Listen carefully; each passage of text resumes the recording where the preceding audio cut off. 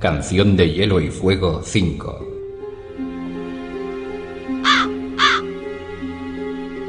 Danza de Dragones de George R.R. Martin.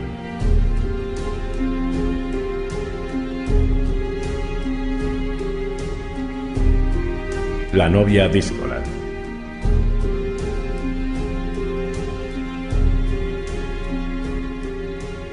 Asha Greyjoy estaba sentada en el salón principal de Galbard Glover, bebiendo el vino de Galbard Glover, cuando el maestre de Galbard Glover le llevó la carta. Mi señora, el maestre estaba nervioso, como siempre que hablaba con ella. Ha llegado un pájaro de fuerte túmulo. Le entregó el pergamino como si le faltara tiempo para librarse de él. Estaba bien enrollado y sellado con un botón de lacre rosa. Fuerte túmulo. Asha trató de recordar quién gobernaba allí.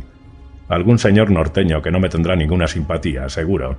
Y aquel sello, los Bolton de fuerte terror iban a la batalla bajo estandartes rosas salpicados de gotitas de sangre, así que no sería raro que usaran lacre rosa también para los sellos. Lo que tengo en las manos es puro veneno, pensó. Debería quemarlo. Pero rompió el sello y una tirita de cuero le cayó en el regazo. Cuando leyó las secas palabras escritas en tinta marrón, el nubarrón que pendía sobre ella se hizo aún un poco más denso. Alas negras, palabras negras. Los cuervos no eran nunca portadores de buenas noticias. El último mensaje que se había recibido en Bosque Espeso era el de Stannis Baratheon para exigir pleitesía. Pero aquello era mucho peor. Los norteños han tomado Foso Cailin. ¿El bastardo de Bolton?, le preguntó Carl, que estaba junto a ella. Ramsay Bolton, señor de Invernalia, o al menos así es como firma, pero también hay otros nombres. Lady Dustin, Lady Serwyn y 4 Riswell habían estampado su firma bajo la del bastardo. Al lado se veía el burdo dibujo de un gigante, la marca de algún Umber. Habían firmado con tinta de maestre de hollín y brea, aunque el mensaje estaba garabateado en marrón con una escritura grande, angulosa. Hablaba de la caída de Foso Cailin, del retorno triunfal a sus dominios del Guardián del Norte y del matrimonio que no tardaría en celebrarse. Las primeras palabras eran: «Escribo esta carta con sangre de hombres del hierro», y las últimas: «Os envío a cada uno un trozo del príncipe. Si permanecéis en mis tierras correréis la misma suerte». Asha había dado por muerto a su hermano pequeño. Mejor muerto que así. Cogió la tira de piel que le había caído en el regazo, la acercó a la vela y contempló cómo se retorcía y humeaba hasta que las llamas le lamieron los dedos. El maestre de Galbard Glover aguardaba junto a ella expectante. «No habrá respuesta», informó. «Tengo vuestro permiso para transmitir esta noticia a Lady Sibel, como gustéis». Asha no habría sabido decir si Lady Sibel se alegraría de la caída de Foso Cailin. Aquella mujer vivía en su bosque de dioses, sin dejar de rezar ni un momento por el regreso de su esposo y sus hijos, sanos y salvos. Otra plegaria que quedará sin respuesta. Su árbol corazón está tan ciego y sordo como nuestro dios ahogado. Robert Glover y su hermano Galbard habían cabalgado hacia el sur con el joven lobo. Si la mitad de lo que se decía sobre la boda roja era cierto, no volverían al norte. Al menos sus hijos están vivos, y gracias a mí. Asha los había dejado en 10 Torres, al cuidado de sus tías. La hija pequeña de Lady Sibel aún mamaba y la había considerado demasiado delicada para exponerla a los rigores de otra travesía tormentosa. Asha le puso la misiva en las manos al maestre. «Tomad, a ver si esto la alegra un poco. Podéis retiraros». El maestro hizo una reverencia y se marchó. Tris Botley se volvió hacia Asha. «Si Foso Cailin ha caído, lo mismo sucederá con la ciudadela de Torgen, y luego nos tocará a nosotros. Aún falta para eso, el Barbarrota los hará sangrar». La ciudadela de Torgen no era un montón de ruinas como Foso Cailin, y Dagmer era de hierro hasta los huesos, moriría antes de rendirse. Si mi padre siguiera con vida, Foso Cailin no habría caído jamás. Balon Greyjoy sabía muy bien que Foso tenía una posición estratégica para la defensa del norte. Euron también lo sabía, pero no le importaba, igual que no le importaba el destino que corriera Bosque Espeso o la ciudadela de Torgen. A mi tío Euron no le interesan las conquistas de Balon, o está muy ocupado cazando dragones. Ojo de Cuervo había convocado todo el poderío de las Islas del Hierro a Viejo Wick para embarcar hacia las profundidades del Mar del Ocaso, seguido por el cachorrito apaleado en que se había convertido su hermano Victarion. En Peak no quedaba nadie a quien recurrir, aparte del señor esposo de Asha. Estamos solos. Dagmer los destrozará, insistió Crom, que nunca había conocido a una mujer que le gustara la mitad de lo que le gustaba la batalla. No son más que lobos. Los lobos están todos muertos. Asha dio unos golpecitos con la uña en el lacre rosa. Estos curtidores los mataron. Lo que tendríamos que hacer es ir a la ciudadela de Torgen y participar en la batalla, apremió Quentin Greyjoy, primo lejano de Asha y capitán del Mos Asalada. Es verdad, apoyó Dagon Greyjoy, otro primo aún más lejano. Los hombres lo habían apodado Dagon el borracho, pero borracho o sobrio adoraba pelear. ¿Por qué vamos a dejar que el Barbarrota acapare toda la gloria? Dos criados de Galbar Glover les sirvieron el asado, pero la tira de piel le había quitado el apetito a Asha. Mis hombres han perdido toda esperanza de vencer, pensó con pesadumbre. Ya no buscan más que una buena muerte. No le cabía duda de que los lobos se la proporcionarían. Más tarde o más temprano vendrán a recuperar este castillo. El sol se ocultaba ya tras los altos pinos del bosque de los lobos cuando Asha subió por los peldaños de madera hacia el dormitorio que había pertenecido a Galbar Glover. Había bebido demasiado vino y le retumbaba la cabeza. Asha Greyjoy quería a sus hombres, tanto a los capitanes como a los tripulantes, pero la mitad de ellos eran imbéciles. Imbéciles valientes, pero imbéciles. Que vayamos con el Barbarrota, claro, como si fuera tan fácil. Había muchas leguas entre bosque espeso y Dagmer, leguas de colinas escarpadas, bosques espesos y ríos bravos, y tantos norteños que no quería ni imaginárselo. Asha disponía de 4 barcoluengos y menos de 200 hombres, y eso contando los de Tristifer Bodley, en quien no se podía confiar. Pese a toda su palabrería sobre el amor, no se imaginaba a Tris saliendo de la ciudadela de Torgen para ir a morir con Dagmer Barbarrota. Carl la siguió hasta el dormitorio de Galbar Glover. «Lárgate», le dijo, «quiero estar sola». «No, quieres estar conmigo», trató de besarla y Asha lo apartó. «Como vuelvas a tocarme ¿Te qué?», desenfundó el puñal. «Desnúdate, venga. Anda y que te follen, mocoso imberbe. Prefiero follarte a ti». Le cortó los cordones del jubón con un tajo rápido. Asha echó mano del hacha, pero Carl soltó el cuchillo, le cogió la muñeca y se la retorció hasta obligarla a estirar los dedos. Luego la tiró a la cama de Glover, la besó con violencia y le arrancó la túnica para liberar sus pechos. Ella trató de darle un rodillazo en la entrepierna, pero Carl se apartó y la obligó a abrir las piernas. «Vas a ser mía». «Te mataré mientras duermes», Asha le escupió. Estaba chorreando cuando la penetró. «Maldito seas», gimió. «Maldito seas. Maldito. Maldito seas». Le chupó los pezones y ella gritó, mitad de dolor y mitad de placer. Su coño se convirtió en el mundo. Se olvidó de Foso Kailin, de Ramsay Bolton y del trozo de piel. Se olvidó de la asamblea de sucesión, del fracaso, del exilio, de sus enemigos y de su marido. Lo único que importaban eran las manos de Carl, su boca, sus brazos en torno a ella, su polla dentro.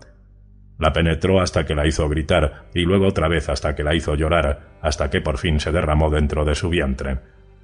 «Estoy casada», le recordó después. «Me has deshonrado, mocoso imberbe. Mi señor esposo te cortará los cojones y te pondrá un vestido». Carl rodó a un lado para quedar tumbado junto a ella. Será si puede levantarse de la silla. La estancia se había enfriado. Asha se levantó de la cama de Galbar Glover y se puso la ropa desgarrada. El jubón se arreglaría con unos cordones nuevos, pero la túnica se había echado a perder. De todos modos no me gustaba. La tiró al fuego y amontonó el resto de las prendas junto a la cama. Tenía los pechos magullados y la semilla de Carl le corría muslos abajo. Tendría que prepararte de la luna. De lo contrario se arriesgaba a traer otro Kraken al mundo. ¿Y qué más da? Mi padre ha muerto, mi madre se muere, a mi hermano lo están desollando y yo no puedo hacer nada. Y estoy casada y follada, aunque no por el mismo hombre. Cuando volvió a meterse bajo las pieles, Carlos se había dormido. «Ahora tu vida está en mis manos. ¿Dónde te clavo el puñal?» Asha se pegó a su espalda y lo rodeó con los brazos. En las islas lo llamaban Carl la doncella, en parte para distinguirlo de Carl Pastor, Carl Kenning el raro, Carl Hacha veloz y Carl el siervo, pero sobre todo por sus delicadas mejillas. Cuando Asha lo conoció, Carl intentaba dejarse barba. pelusa de melocotón, le había dicho ella entre risas, y Karl le confesó que nunca había visto un melocotón, así que lo invitó a acompañarla en el siguiente viaje que emprendiera hacia el sur. Por aquel entonces aún era verano. Robert ocupaba el trono de hierro, Balon cavilaba en el trono de piedra mar y los 7 reinos estaban en paz. Asha había estado navegando en el viento negro para comerciar por la costa y anclaron en Isla Bella, en Lannisport y en otra docena de puertos de menor importancia antes de llegar al Rejo, donde los melocotones eran siempre grandes y dulces. «¿Lo ves?», le dijo la primera vez que puso uno contra la mejilla de Karl. El joven le dio un mordisco y el jugo le corrió por la barbilla. Tuvo que limpiárselo a besos. Se habían pasado la noche devorando melocotones y devorándose entre sí. Cuando amaneció, Asha estaba saciada, pegajosa y más feliz que en toda su vida. Hace 6 años o 7.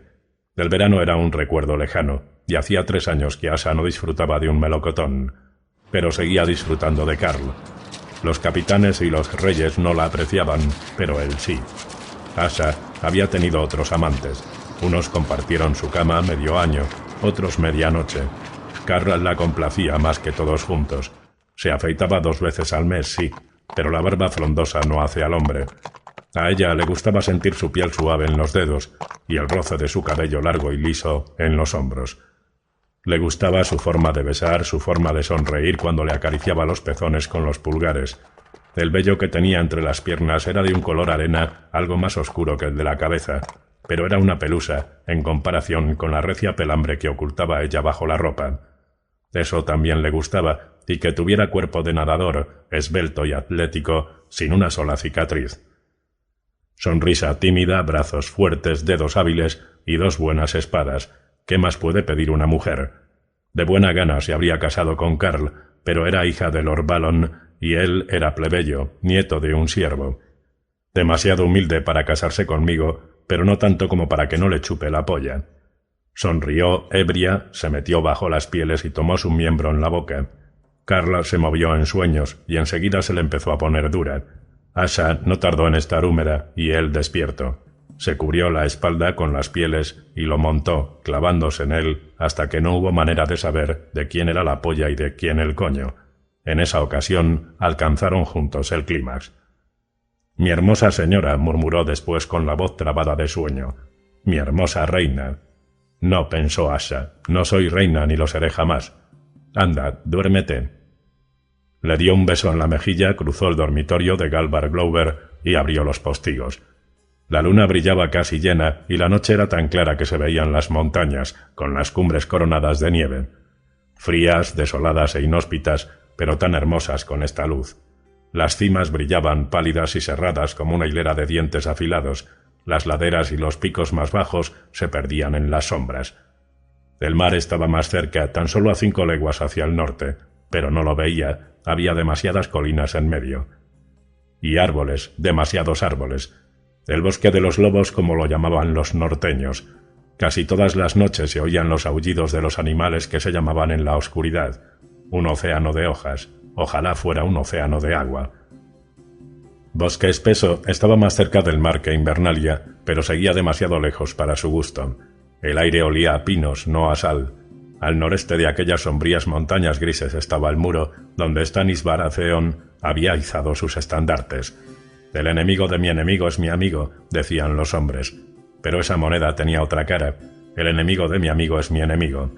Los hijos del hierro eran enemigos de aquellos señores norteños a los que tanto necesitaba Baratheon.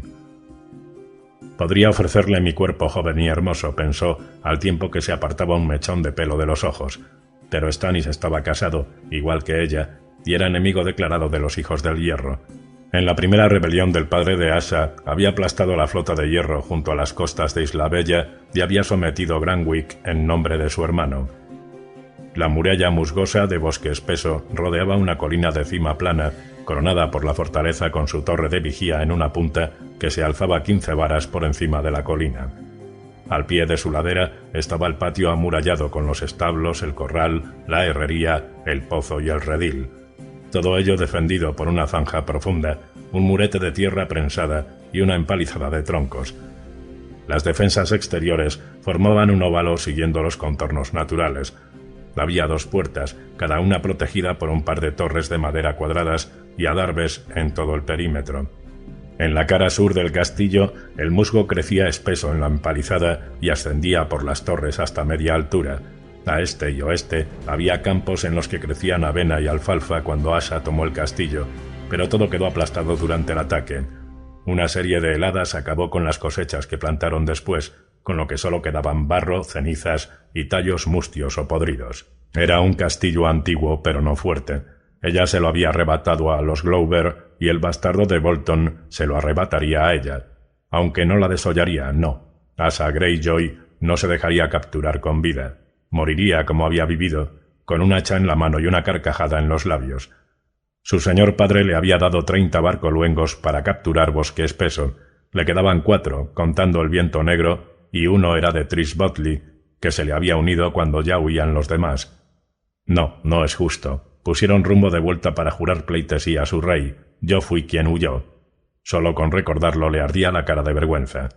Vete, había premiado el lector, mientras los capitanes arrastraban a su tío Euron colina de Naga abajo para ponerle la corona de madera de deriva. Le dijo el cuervo al grajo: «Ven conmigo, te necesito para convocar a los hombres de Harlow». En aquel momento aún tenía intención de pelear. «Los hombres de Harlow están aquí, al menos los que cuentan. Algunos han gritado el nombre de Euron. No enfrentaré Harlow contra Harlow. Euron está loco y es peligroso, ese cuerno infernal. Ya lo he oído. Vete, Asha. Cuando Euron tenga la corona te buscará, y más vale que no te ponga un ojo encima. Si me alzo con mis otros tíos, morirás como proscrita enfrentada a todos. Cuando postulas tu nombre ante los capitanes te sometes a su criterio. Ahora no puedes ir contra ese mismo criterio. Solo una vez se anuló el dictamen de la Asamblea de Sucesión. Li a Aereg». Solo a Rodrik el lector se le ocurriría hablar de algún libro viejo, mientras sus vidas se mantenían en equilibrio en el filo de una espada. «Si tú te quedas, yo también», se obcecó. «No seas idiota. Esta noche Euron muestra al mundo su ojo corriente, pero cuando llegue la mañana, eres hija de Balon, Asha. Tienes más derecho al trono que él. Si te quedas, te matará o te casará con el remero rojo. No sé qué es peor. Vete, no tendrás otra oportunidad». Asha había anclado el Viento Negro en el extremo opuesto de la isla, temiendo una eventualidad como aquella. Viejo Wick no era grande, así que podía estar a bordo de su barco antes de que saliera el sol, y de camino hacia Harlow antes de que Euron se diera cuenta de que se había marchado, pero aún así titubeó hasta que su tío insistió una vez más. «Por el amor que me profesas, chiquilla, vete de una vez. No me obligues a presenciar tu muerte». Así que se había marchado, no sin antes pasar por 10 torres para despedirse de su madre. «Puede que tardemos en volver a vernos», había avisado Asha. «¿Dónde está Theon?», preguntó Lady Alanis sin comprender. «¿Dónde está mi hijito?». Lady Wynnes solo había preguntado cuándo volvería Lord Rodrik. «Soy 7 años mayor que él. 10 torres me corresponde por derecho». Asha estaba todavía en 10 torres aprovisionando los barcos cuando le llegó la noticia de su casamiento. «Mi díscola sobrina necesita un hombre que la dome», le contaron que había dicho Ojo de Cuervo, «y sé quién es el indicado». La casó con Eric Ironmaker, y además encomendó al destrozayunques el gobierno de las Islas del Hierro mientras él cazaba dragones. Eric había sido un gran hombre en sus tiempos, un asaltante intrépido que podía alardear de haber navegado con el abuelo de Asha, el Dagon Greyjoy, en cuyo honor habían puesto nombre a Dagon el Borracho. Las viejas de Isla Bella todavía asustaban a los niños con cuentos sobre Lord Dagon y sus hombres. En la Asamblea de Sucesión ofendía a Eric, reflexionó Asha. Seguro que no lo ha olvidado. Tenía que reconocérselo a su tío. Con una jugada maestra había transformado a un rival en aliado, había asegurado las islas durante su ausencia y había acabado con cualquier amenaza que pudiera suponer Asha. Y seguro que además se lo ha pasado en grande. Según Tris Botley, Ojo de Cuervo había puesto una foca en el lugar de Asha en la boda. «Espero que Eric no se empeñara en consumar», apuntó ella. «No puedo volver a casa, pero tampoco puedo quedarme mucho más». El silencio del bosque la volvía loca. Se había pasado la vida entre islas y barcos, y en el mar nunca había silencio. Llevaba en las venas el sonido de las olas contra las rocas de la costa, pero en Bosque Espeso no había olas, solo árboles, árboles sin fin. Pinos soldado, centinelas, hayas, fresnos, robles viejos, castaños, carpes y abetos. Su sonido era más suave que el del mar, y Asha solo lo oía cuando soplaba el viento. En esas ocasiones, los suspiros la rodeaban como si los árboles susurrasen en un idioma desconocido. Aquella noche, los susurros eran más altos que nunca. El crepitar de las hojas muertas, se dijo, el crujido de las ramas al viento, se apartó de la ventana, del bosque. Necesito sentir de nuevo una cubierta bajo los pies, o al menos algo de comida en el estómago. Aquella noche había tomado demasiado vino, pero poco pan y nada del asado sangrante. La luz de la luna le bastó para encontrar la ropa. Se puso unos calzones negros gruesos, una túnica acolchada y un jubón de cuero verde con escamas de acero superpuestas. Dejó a Karl profundamente dormido y bajó por la escalera exterior de la fortaleza, donde los peldaños crujieron bajo sus pies descalzos. Un centinela que patrullaba la muralla la divisó y alzó la lanza hacia ella. Asha se identificó con un silbido. Mientras cruzaba el patio en dirección a las cocinas, los perros de Galbard Glover se pusieron a ladrar. Mejor, pensó, eso ahogará el sonido de los árboles. Mientras cortaba un trozo de un queso amarillo del tamaño de una rueda de carro, Tris Botley entró en la cocina arrebujado en una gruesa capa de piel. Mi reina saludó. No te burles de mí. Siempre serás la reina de mi corazón. Eso no cambiará por muchos idiotas que griten en una asamblea de sucesión. ¿Qué voy a hacer con este crío? Asha no dudaba de su devoción. No solo había gritado su nombre en la colina de Naga, sino que había cruzado el mar para reunirse con ella, aunque para eso había tenido que renunciar a su rey, a su familia y a su hogar, aunque no se atrevió a desafiar abiertamente a Euron. Cuando la flota de Ojo de Cuervo se hizo a la mar, Tris se limitó a rezagarse para cambiar de rumbo cuando los otros barcos se perdieron de vista. Pero hasta para eso hacía falta bastante valor. Ya nunca podría regresar a las islas. ¿Queso? Le ofreció. También hay jamón y mostaza. No es comida lo que quiero, mi señora, bien lo sabes. Tris se había dejado una barba castaña en bosque espeso. Decía que era para calentarse la cara. Te he visto bajar desde la torre de guardia. Si estabas de guardia, ¿qué haces aquí? He dejado allí a Crom y a Hagen el cuerno. ¿Cuántos ojos hacen falta para ver crujir las hojas a la luz de la luna? Tenemos que hablar. Otra vez dejó escapar un suspiro. Ya conoces a la hija de Hagen, la del pelo rojo. Maneja el timón mejor que cualquier hombre, y es bonita de cara. Tiene 17 años, y la he visto mirarte. No me interesa la hija de Hagen. Estuvo a punto de tocarla, pero se lo pensó 2 veces. Es hora de partir, Asha. Fosokailin era lo único que impedía que subiera la marea. Si nos quedamos, los norteños nos matarán a todos. Lo sabes de sobra. ¿Me pides que huya? Te pido que vivas. Sabes que te quiero. No, quieres a una doncella inocente que solo existe en tu cabeza, a una chiquilla asustada que necesita tu protección. Yo no te quiero, le replicó sin paños calientes, y jamás huyo. ¿Qué te retiene aquí, aparte de los pinos, el lodo y los enemigos? Tenemos barcos, navega conmigo y empezaremos una vida nueva en el mar. Como piratas, casi resultaba tentador. Que los lobos se queden con sus bosques deprimentes, volveré al mar abierto. Como mercaderes, viajaremos al este igual que Ojo de Cuervo, pero volveremos con sedas y especias, y no con un cuerno de dragón. Un solo viaje al mar de Jade y lograremos una fortuna digna de los dioses. Nos compraremos una mansión en Antigua o en cualquiera de las ciudades libres. Karl, tú y yo. Vio cómo se encogía ante la mención de Karl. Puede que la hija de Hagen quiera navegar contigo por el mar de Jade. Yo sigo siendo la hija de Kraken. Mi lugar está... ¿Dónde? No puedes volver a las islas a menos que tengas intención de someterte a tu señor esposo. Asha hizo un esfuerzo por imaginarse en la cama con Eric Ironmaker, aplastada bajo su mole y soportando sus abrazos. Peor sería el remero rojo, o Lucas Scott el zurdo. En otros tiempos el destrozayunques era un gigante de fuerza temible y lealtad inquebrantable que no temía a nada. Puede que no sea tan grave. Lo más probable es que muera la primera vez que intente cumplir como esposo.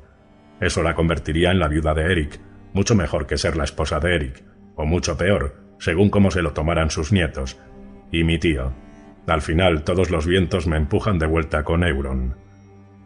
Tengo rehenes en Harlow, le recordó, y también está Punta Dragón Marino. Si no me dejan heredar el reino de mi padre, ¿qué me impide forjarme otro? Punta Dragón Marino había tenido más población en otros tiempos. En sus colinas y cenagales aún se podían ver ruinas, restos de antiguas fortalezas de los primeros hombres. En los altozanos quedaban los círculos de arcianos que habían dejado los hijos del bosque. Te aferras a punta dragón marino como alguien que se ahoga se aferraría a un trozo de madera flotante. ¿Qué hay allí que pueda desear nadie? No tiene minas de oro ni plata, ni siquiera de hierro ni estaño. Los terrenos son tan húmedos que no se puede sembrar trigo ni maíz. No tengo intención de cultivar trigo ni maíz. ¿Qué hay allí? Te lo explicaré. 2 largas costas, un centenar de calas ocultas, nutrias en los lagos, salmones en los ríos, almejas en las orillas, colonias de focas junto a las playas y pinos altos para construir barcos. ¿Quién va a construir esos barcos, mi reina? ¿Dónde encontrará vuestra Alteza súbditos para ese reino, si es que los norteños te permiten conservarlo? ¿O piensas gobernar sobre las focas y las nutrias? Las nutrias darían menos problemas que los hombres, te lo aseguro. Dejó escapar una carcajada triste. ¿Y las focas son más listas? No, puede que tengas razón. Mi mejor opción sigue siendo volver al Pic. En Harlow habrá quien se alegre de mi regreso, y en Pic también. Además, al matar a Lord Baelor, Euron no hizo muchos amigos en Marea Negra. Podría partir en busca de mi tío Aeron e instigar la rebelión en las islas. No se había vuelto a ver a Pelo Mojado después de la asamblea de sucesión, pero sus hombres ahogados afirmaban que se había retirado a Gran Wick, desde donde no tardaría en desencadenar la ira del dios ahogado sobre Ojo de Cuervo y sus secuaces. El destrozayunques también anda buscando a Pelo Mojado y persigue a los hombres ahogados. Ha detenido a Beron Blacktide para interrogarlo. Hasta el viejo Gaviota Gris está encadenado. ¿Cómo vas a encontrar al sacerdote si los hombres de Euron no dan con él? Es de mi sangre, es hermano de mi padre. Pobre respuesta, y Asa lo sabía. ¿Sabes qué me parece a mí? Me temo que estoy a punto de saberlo. Me parece que Pelo Mojado ha muerto, que Ojo de Cuervo le cortó el cuello. Iron Maker lo busca únicamente para hacernos creer que escapó. Euron no quiere que la gente lo considere un asesino de la sangre de su sangre. Que Ojo de Cuervo no se entere de que has dicho eso. Si supiera que alguien opina que no quiere que le consideren un asesino de la sangre de su sangre, matará a uno de sus hijos solo para demostrar que se equivoca. Asha se sentía casi sobria otra vez. Era el efecto que tenía en ella Tristifer Botley. Aunque encontraras a tu tío Pelo Mojado, fracasaríais. Los dos estuvisteis en la asamblea de sucesión, así que no podéis alegar que se convocó de manera ilegítima, como hizo Torgon. Según todas las leyes de los dioses y los hombres, debéis someteros a su decisión. No puedes... Un momento. Asa frunció el ceño. ¿Qué Torgon? Torgon el rezagado. Era uno de los reyes de la Edad de los Héroes. Era todo lo que recordaba. ¿Qué pasó con él?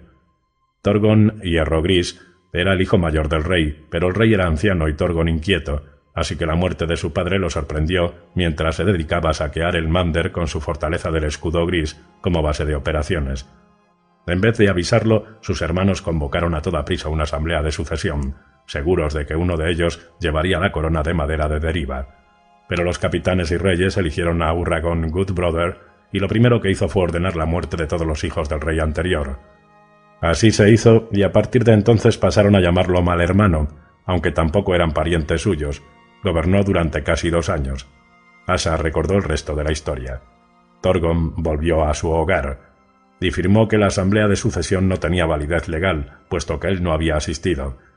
Mal Hermano había demostrado a aquellas alturas que era tan taimado como cruel, y le quedaban pocos amigos en las islas. Los sacerdotes lo condenaron, los señores se alzaron contra él, y hasta sus propios capitanes lo despedazaron. Eligieron rey a Torgon el rezagado, que gobernó 40 años. Asa cogió a Tris Botley por las orejas y le estampó un beso en los labios. Cuando lo soltó, estaba congestionado y sin aliento. ¿Qué pasa? Pasa que te he besado. Que me ahoguen por imbécil, Tris. Debería haber recordado... Se interrumpió de repente y cuando Tris fue a decir algo, le indicó que se callara y escuchara. Eso que se ha oído era un cuerno de guerra, Hagen. Lo primero que se le ocurrió fue que Eric Ironmaker, su esposo, acudía para reclamar a su disco la esposa. Parece que el dios ahogado me sonríe.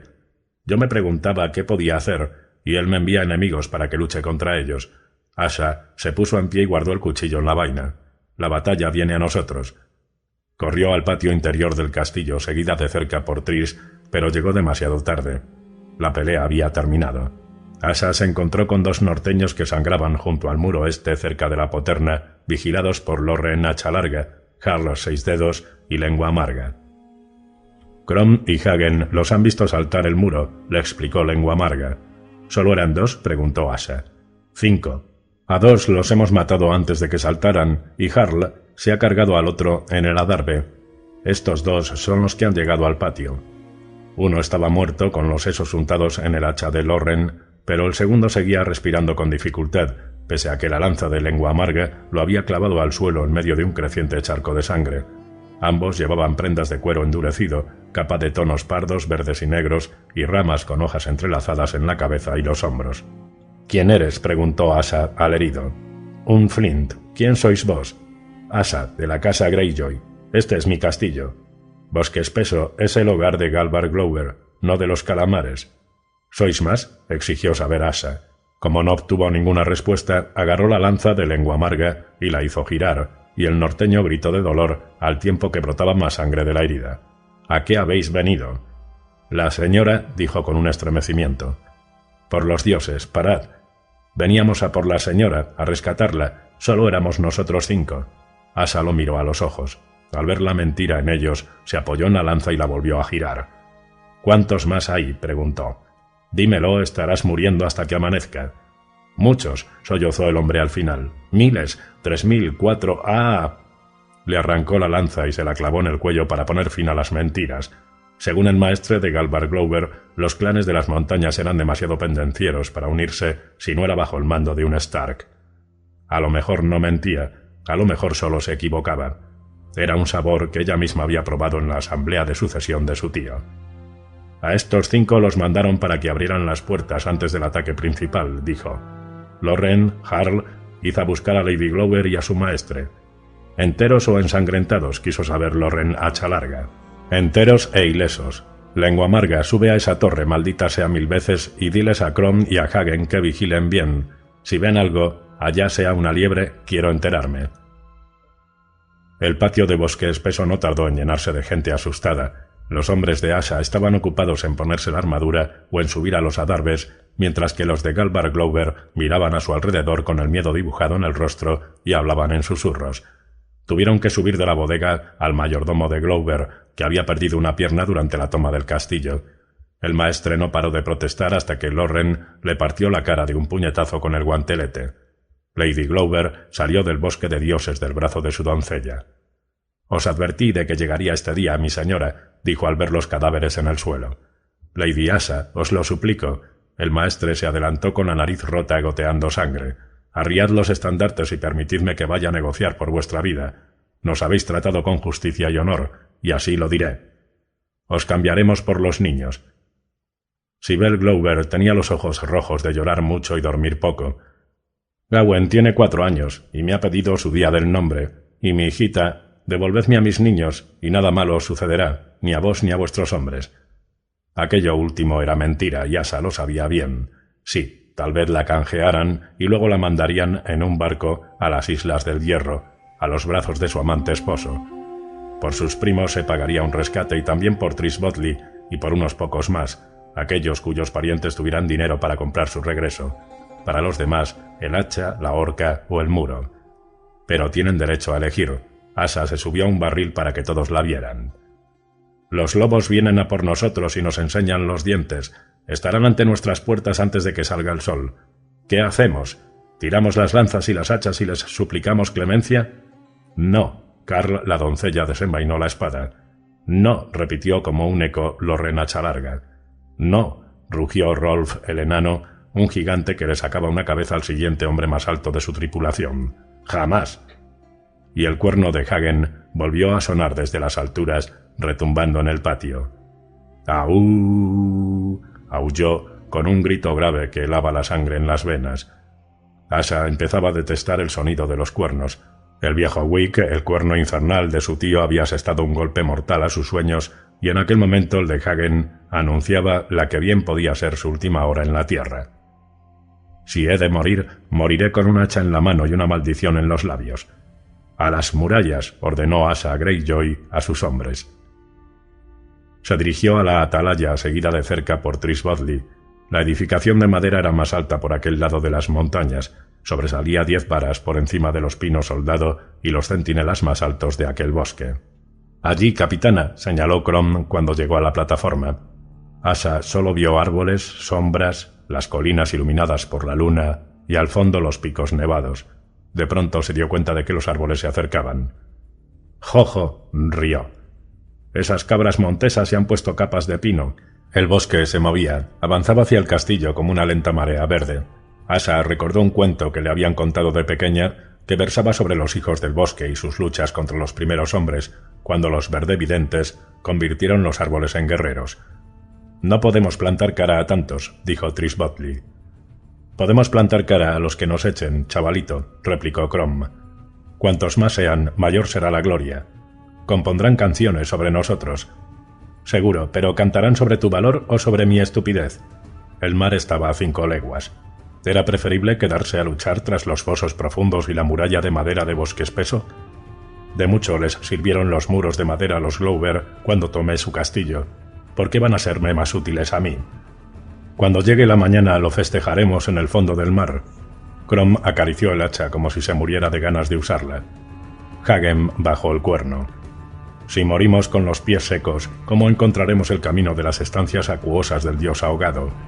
Este bosque está lleno de arroyos, le recordó Crom. Todos van a parar a ríos, y todos los ríos llevan al mar. Si vivimos, resultará más fácil dar con la forma de volver al mar. Asa no estaba dispuesta a morir, y menos allí. Que los lobos se queden con sus bosques sombríos. Nosotros hemos nacido para los barcos. Yo en su lugar tomaría la costa y prendería fuego a los barcoluengos antes de atacar bosque espeso. ¿Quién estaría al mando de sus enemigos? A los lobos no les resultaría fácil, claro, porque no tenían barcos propios, y Asa nunca acercaba a la orilla más de la mitad de sus naves. La otra mitad permanecía a salvo en el mar, con órdenes de izar las velas y poner rumbo a Punta Dragón Marino si los norteños tomaban la playa. Hagen, toca ese cuerno y que tiemble el bosque. Tris, ponte una cota de malla. Ya va siendo hora de que pruebes esa espada tan bonita. Al ver lo pálido que se ponía le pellizcó una mejilla. Salpica la luna de sangre a mi lado, y te prometo un beso por cada lobo que mates. Mi reina, aquí tenemos las murallas, dijo Tristifer. Pero si llegamos al mar solo para encontrarnos con que los lobos se han apoderado de nuestras naves o los han puesto en fuga, moriremos, concluyó Asa con tono alegre. Pero al menos moriremos con los pies mojados. Los hijos del hierro luchan mejor cuando huelen el mar, y las olas suenan a sus espaldas. Hagen sopló 3 veces el cuerno en rápida sucesión. Era la señal para que los hijos del hierro volvieran a sus barcos. Abajo se oyeron gritos, ruido de lanzas y espadas y relinchos. Pocos caballos, pocos jinetes. Asa se dirigió a la escalera. En el patio se encontró con Karl la doncella, que la esperaba con su yegua castaña, su yelmo de combate y sus hachas arrojadizas. Los hijos del hierro estaban sacando los caballos de los establos de Galbar Glover. «¡Un ariete!», gritaron desde la muralla. «¿Tienen un ariete?». «¿En qué puerta?», preguntó Asa al tiempo que montaba. «En la norte». Unas trompetas resonaron al otro lado de la muralla musgosa de bosque espeso. ¿Trompetas? ¿Lobos con trompeta? Algo no encajaba, pero no tenía tiempo de analizarlo. «Abrid la puerta sur», ordenó, justo cuando la puerta norte empezaba a estremecerse bajo el impacto del ariete. Se sacó un hacha arrojadiza de mango corto del talí que llevaba cruzado al hombro.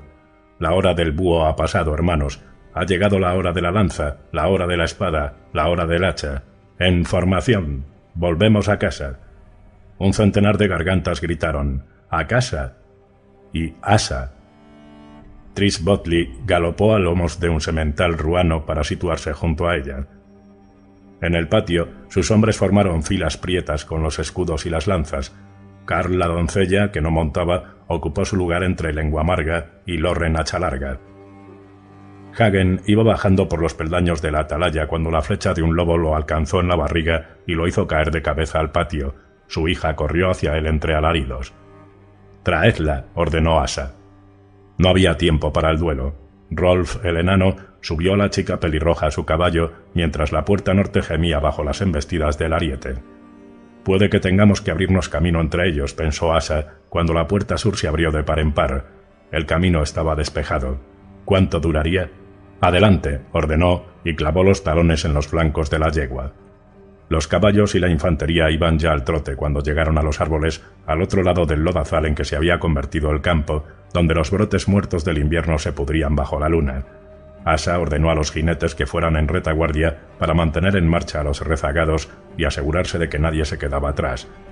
Los rodeaban altos pinos soldado y robles viejos y nudosos. El nombre de bosque espeso era muy adecuado.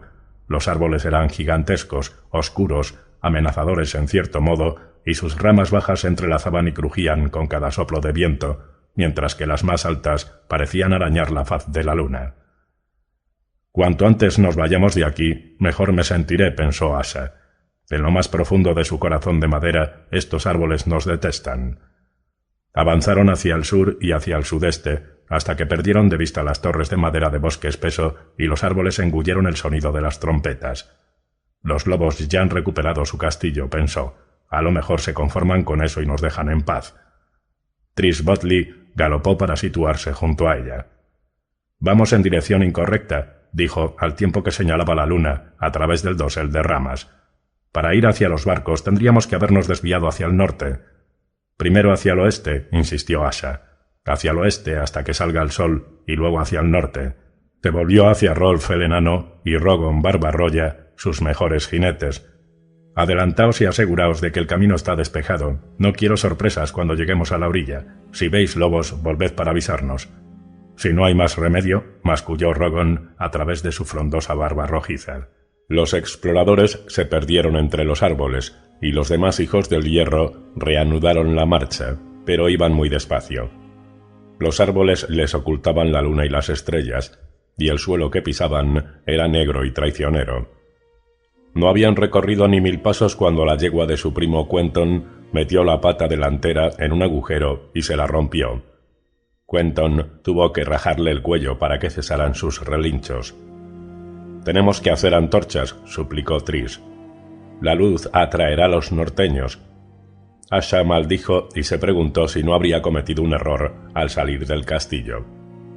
No, si nos hubiéramos quedado para luchar, ya estaríamos todos muertos. Pero avanzar a ciegas en la oscuridad tampoco servía de nada. Estos árboles nos matarían si pudieran. Se quitó el yelmo para echarse hacia atrás el pelo empapado de sudor. Dentro de pocas horas saldrá el sol. Pararemos aquí a descansar hasta que amanezca. Parar resultó bastante fácil, no tanto descansar. Nadie pudo conciliar el sueño esa noche, ni siquiera Dale Párpado Pesado, un remero que tenía fama de echarse una siesta entre bogada y bogada. Unos cuantos hombres se sentaron a pasarse de mano en mano un odre de la sidra de Galbard Glover. Los que habían llevado provisiones las repartieron con los demás, y los jinetes dieron de comer y abrevaron a los caballos. Su primo Quentin Greyjoy apostó a 3 hombres en las copas de los árboles para que dieran la voz de alarma si divisaban antorchas en el bosque. Crom se dedicó a afilar el hacha y Carl la doncella la espada.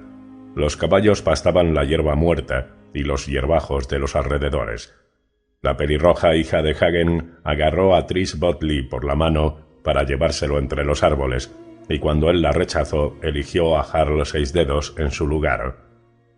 ¿Por qué no hago yo lo mismo?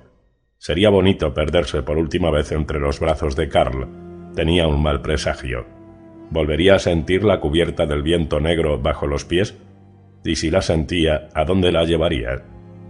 Las islas me están vetadas a menos que quiera ponerme de rodillas, abrirme de piernas y aguantar los brazos de Eric, y ningún puerto de Poniente recibirá bien a la hija del Kraken.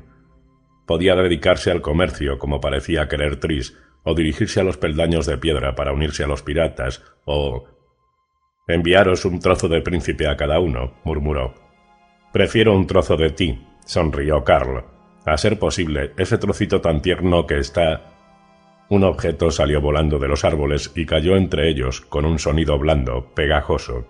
Rebotó y rodó unos palmos antes de detenerse entre las raíces de un roble. Era redondo, oscuro, húmedo, cubierto de pelo largo. «Rolf el enano ya no es tan alto», comentó Lengua Amarga. La mitad de los hombres de Asha ya se había puesto en pie para recoger escudos, hachas y lanzas. Ellos tampoco han encendido antorchas y conocen este bosque mucho mejor que nosotros, tuvo tiempo de pensar.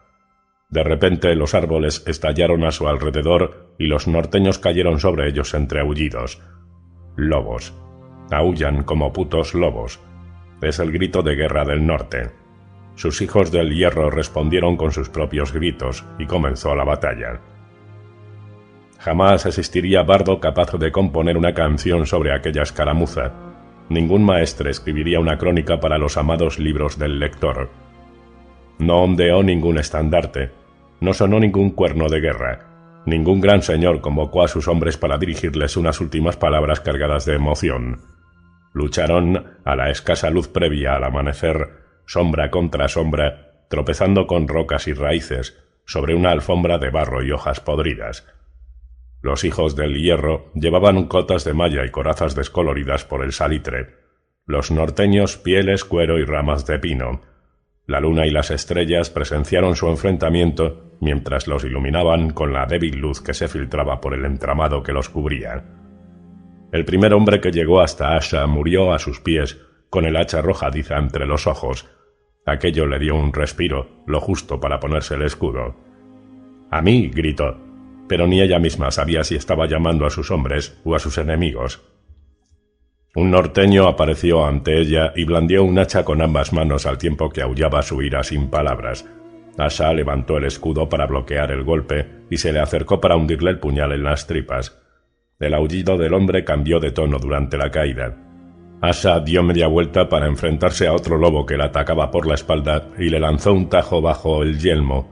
La estocada de su enemigo la acertó debajo del pecho, pero la cota de malla paró el golpe, de modo que le clavó el puñal en el cuello para que se ahogara en su propia sangre. Una mano la agarró por el pelo, pero lo llevaba tan corto que no pudo hacerle volver la cabeza, así que le descargó el talón en el empeine y se liberó cuando el otro gritó de dolor. Cuando se volvió, su enemigo ya estaba en el suelo, moribundo, todavía con un mechón de su pelo en la mano. Karl estaba junto a él con la espada larga goteando sangre y la luz de la luna reflejada en los ojos. Lengua Amarga iba contando norteños en voz alta a medida que los mataba. 4, gritó mientras uno caía. 5, un instante después. Los caballos se relinchaban y coceaban, con los ojos muy abiertos, enloquecidos por la sangre y la carnicería. Todos excepto el gran semental ruano de Tris Botley. Tris aún conseguía ir a caballo, y su animal giraba y se alzaba sobre los cuartos traseros, mientras él lanzaba golpes de espada a diestro y siniestro. «Me parece que voy a deberle algún beso más antes de que acabe la noche», pensó Asha. 7, anunció Lengua Amarga, pero a su lado, Lorren, hacha larga, se revolcaba con una pierna retorcida bajo el cuerpo y las sombras seguían atacando entre aullidos. «Luchamos contra la vegetación», se dijo Asha, al tiempo que mataba a un hombre que llevaba más hojas que ningún árbol de los alrededores. La idea la hizo reír, y su carcajada atrajo a más lobos, a los que mató, y casi le entraron ganas de empezar a contarlos ella también. «Soy una mujer casada, este es mi retoño». Clavó el puñal en el pecho de un norteño a través de las pieles, la lana y el cuero endurecido. Sus rostros estaban tan cerca que le llegó el hedor de su aliento rancio, y la mano del hombre se había cerrado en torno a su cuello. Asha sintió como el hierro resbalaba contra el hueso cuando tropezó contra una costilla y pasó por debajo. El norteño se estremeció y murió. Cuando lo soltó se sentía tan débil que casi cayó sobre él. Al cabo de un instante estaba con Karl, espalda contra espalda, los dos rodeados de gruñidos y maldiciones, de hombres bizarros que se arrastraban por las sombras y llamaban a su madre entre sollozos. Un arbusto cargó contra ella, con una lanza suficientemente larga para atravesarla y ensartar también a Karl. Sería mejor que morir sola, pensó, pero su primo Quentin mató al lancero antes de que la alcanzara. Justo después, otro arbusto mató a Quentin de un hachazo en la nuca. 9, y malditos seáis todos, gritó Lengua Amarga tras ella. La hija de Hagen salió desnuda de entre los árboles, con 2 lobos pisándole los talones. Asha consiguió arrancar un hacha arrojadiza y alcanzó a uno por la espalda. Cuando cayó la hija de Hagen se arrodilló junto a él, le cogió la espada, mató al segundo y se levantó de nuevo, llena de sangre y barro, con la larga cabellera roja suelta, dispuesta a entrar en combate. En algún momento de la batalla, Asha había perdido de vista a Karl, a Tris, a todos. También había perdido el puñal y todas las hachas arrojadizas, pero tenía en la mano una espada corta de hoja ancha, casi un machete. Ni bajo tortura habría sabido decir de dónde la había sacado. Le dolía el brazo, la boca le sabía sangre, le temblaban las piernas, y haces de luz clara del amanecer se filtraban entre las ramas de los árboles. ¿Tanto tiempo ha durado? ¿Cuánto llevamos luchando? Su último adversario había sido un norteño que luchaba con hacha, un gigantón calvo y barbudo con una cota de anillas oxidadas que denotaba su condición de jefe o cabecilla. No le hizo ninguna gracia ver que se enfrentaba a una mujer. «Puta», rugía con cada ataque. Su saliva le salpicaba las mejillas. «Puta, puta». Asha también quería gritar, pero tenía la garganta tan seca que no le salían más que gruñidos. El hacha le estaba destrozando el escudo. Agrietaba la madera al bajar y arrancaba largas astillas cuando la alzaba de nuevo. Pronto no le quedarían más que virutas en el brazo. Retrocedió, se deshizo de los restos del escudo, retrocedió unos pasos más y bailó a izquierda y derecha para esquivar los hachazos. Y de pronto se encontró con la espalda contra un árbol. Ya no podía bailar más. El lobo levantó el hacha por encima de su cabeza para partir en dos la de Asha, que trató de echarse hacia la derecha, pero tenía los pies atrapados en las raíces.